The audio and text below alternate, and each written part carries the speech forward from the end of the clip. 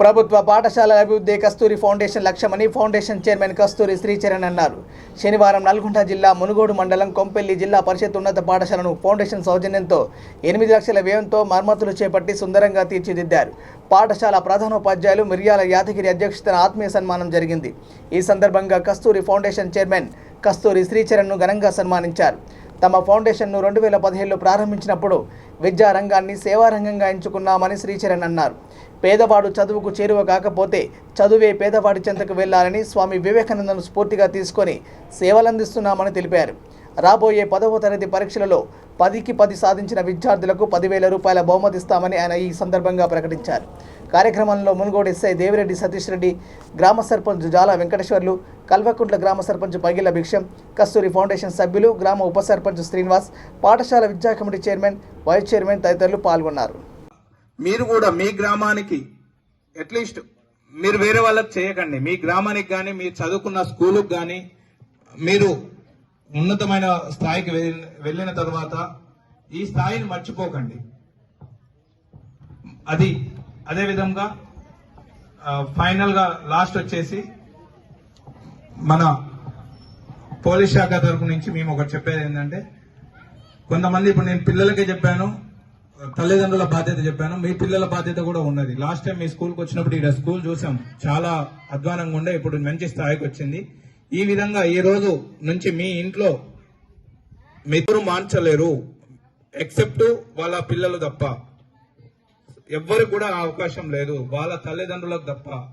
మీరు మీ ఇంట్లో మీ తల్లిదండ్రులు ఎవరైనా మద్యానికి బానిసలై ఉంటే వారిని మీరు కౌన్సిలింగ్ చేయండి. మీ యొక్క మాట మాత్రమే వింటారు. వాళ్ళతోటి ప్రమాణం తీసుకొని మద్యానికి బానిసలు కాకుండా వారిని మీ సహాయశక్తులా చేసి మీ కుటుంబాన్ని మీరు కాపాడుకోవాలని విజ్ఞప్తి చేస్తున్నాం. ఇటు అవకాశం ఇచ్చిన ప్రతి ఒక్కరికి మరొకసారి ధన్యవాదాలు. సెలవు.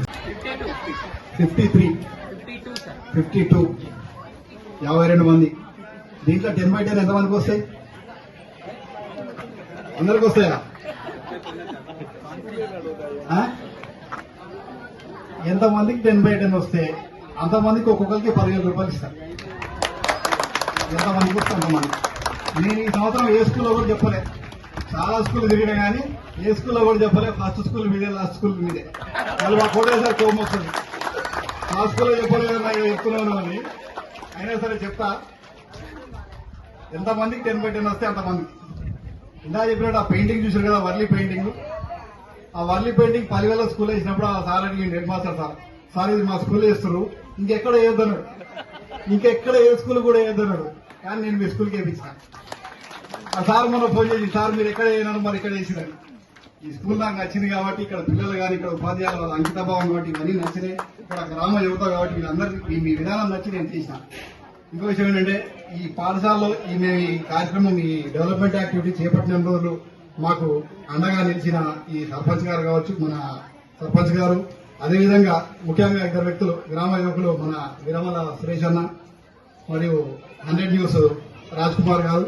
వీళ్ళు ఏంటంటే ఎవరి మినిట్ నాకు టచ్ లో ఉండి ప్రతి నిమిషం ఫాలో అప్ చేసుకుంటూ ఇవాళ డెవలప్మెంట్ ఏమైంది. అట్లే పద్మావతి టీచర్ కూడా ఎప్పుడైతే మనం ఓటుకు డబ్బులు తీసుకోకుండా ఓటేసి ఒక మంచి నాయకుని ఎన్నుకుంటామో, ఆ మంచి నాయకుని ఎన్నుకున్నప్పుడు మనకు హక్కు ఉంటుంది, రైట్ ఉంటుంది, నిలదీసే రైట్ ఉంటుంది, చొక్కా పట్టుకొని అడిగే రైట్ ఉంటుంది, షర్టు పట్టుకొని గుంజుకొచ్చే రైట్ ఉంటుంది. డబ్బులు తీసుకొని ఎప్పుడైతే ఓటేస్తున్నామో ఆ హక్కును మనం కోల్పోతున్నాం. ప్రభుత్వంతో పని చేయించుకోవడం మన హక్కు, ప్రజల కోసం పనిచేయడం ప్రభుత్వం బాధ్యత. కానీ ఇవాళ పరిస్థితి ఎట్లయిపోయిందంటే, మనం ఆ వచ్చే మనకు నిజంగా మన హక్కుగా రావాల్సింది వస్తే కూడా దానికి ఏదో ఉబ్బి తప్పిపోయిపోతున్నాం మనం, ఏదో బోనస్ వచ్చినట్టు.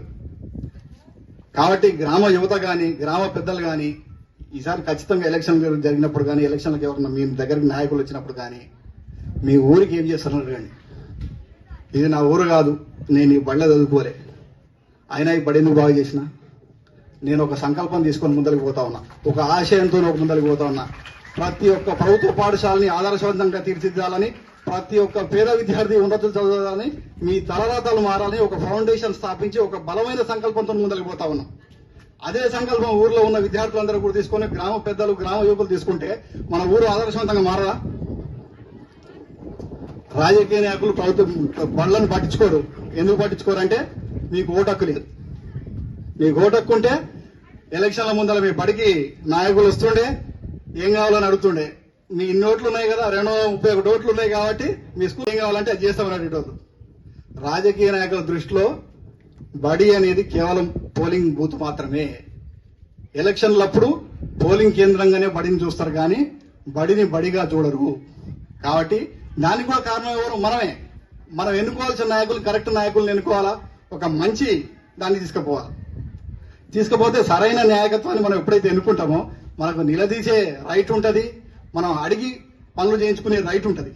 కాబట్టి గ్రామ యువత, గ్రామ పెద్దలు అందరూ కూడా ఆ డైరెక్షన్ లో ఆలోచిస్తారని నేను కోరుకుంటున్నాను. ఈ స్కూల్ సంబంధించి ఎగ్జాంపుల్ నేను ఎక్కడికి పోయినా చెప్తుంటాను. కొంపెల్లి స్కూల్కి నేను రావడం చాలా తక్కువ సార్లు, కానీ కొంపెల్లి స్కూల్ గురించి నేను ఏ పాఠశాలకు పోయినా కొంపెల్లి స్కూల్ గురించి చెప్తా. ఎందుకు చెప్తా అంటే ఇక్కడి నుంచి ఒక 3 విద్యార్థులు నేషనల్ సైన్స్ ఫేర్ సెలెక్ట్ అయ్యారు ఛత్తీస్గఢ్ లో. దానికి కావాలంటే ఆ 3 విద్యార్థులను కూడా మనం ఫ్లైట్ లో పంపించినామని ఎగ్జాంపుల్ ఎందుకు చెప్తా అంటే, విద్యార్థుల దగ్గర మీ దగ్గర ప్రతిభ ఉన్నప్పుడు, మీ దగ్గర టాలెంట్ ఉన్నప్పుడు, మీలో కష్టపడే తత్వం ఉన్నప్పుడు డబ్బులు అనేది మనకు అడ్డు కాదు, పేదరికం అనేది అడ్డు కాదు.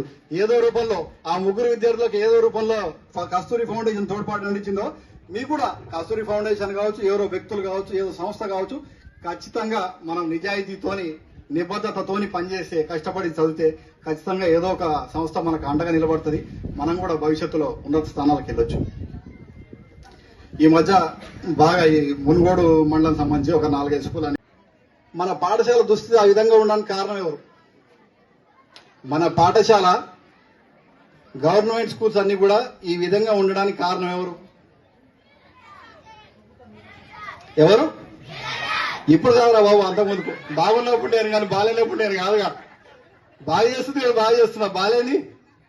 బాలేని ఉన్నాయి కదా ఇంకా పాఠశాలలు చాలా. వాటన్నిటి కారణం ఎవరు? ఆ గవర్నమెంట్ ఎన్నుకుంటున్నది ఎవరు? అంటే తప్పు చేస్తున్నది మనమేగా. మన ఆలోచన విధానం మారాలా లేదా? మారాలంటే ఏం చేయాలా? మీరు మీ తల్లిదండ్రులకు చెప్పాలా? గ్రామంలో ఉన్న అందరూ కూడా చేయాల్సింది ఏంటంటే డబ్బులు తీసుకుని ఎవరు కూడా ఓటేయద్దు. ఎప్పుడైతే మనం డబ్బులు తీసుకుని ఓటేస్తున్నామో మనం పని చేయించుకునే హక్కును కోల్పోతున్నాం. డబ్బులు తీసుకుని ఓటేయడం వల్ల మనం పని చేయించుకునే హక్కును కోల్పోతున్నాము, వాళ్ళని అడిగే హక్కును కోల్పోతున్నాం. అవునా? కాబట్టి మీరు అందరూ కూడా మీ పేరెంట్స్ ఎడ్యుకేట్ చేయాలా. మన ఊర్లలోకి ఎవరైనా రాజకీయ నాయకులు కానీ ఎలక్షన్లప్పుడు ప్రచారానికి వస్తుంటారు. వచ్చినప్పుడు మనం ఏమడుగుతాం? స్వతహాగా అన్న నాకేమిస్తామంటారు. అన్న నాకేమిస్తావు అని అడుగుతారు. కానీ మా ఊరికి ఏమిస్తావు, మా బడికి ఏమిస్తావు, మా ఊర్లో దవాఖానా లేదు దవాఖానా పెడతావు అని ఎవరు అడగరు. అందరూ ఏమడుగుతారు? నాకేమిస్తావు అన్న మా కుల పోట్లు ఇన్నున్నాయి, ఇన్ని ఓట్లు నీకేపిస్తా, నీ ఎమ్మటే తిరుగుతా, మా కులానికి ఏం చేస్తావు, నాకేం చేస్తావు. ఇది మారాలా?